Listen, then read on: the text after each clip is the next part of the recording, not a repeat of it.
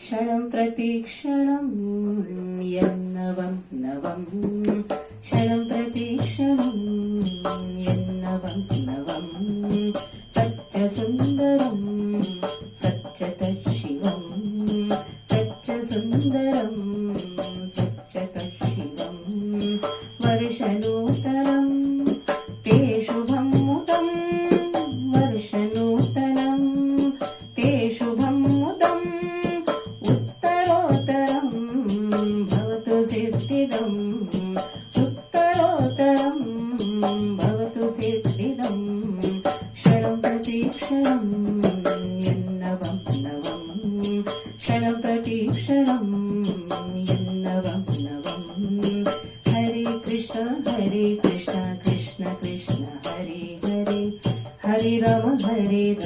Ram Ram Hare Hare Hare Krishna Krishna Krishna Hare Hare Hare Ram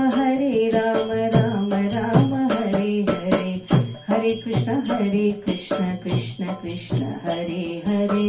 Hare Ram Ram Ram Hare Hare. Srila Prabhupada Ki Jai.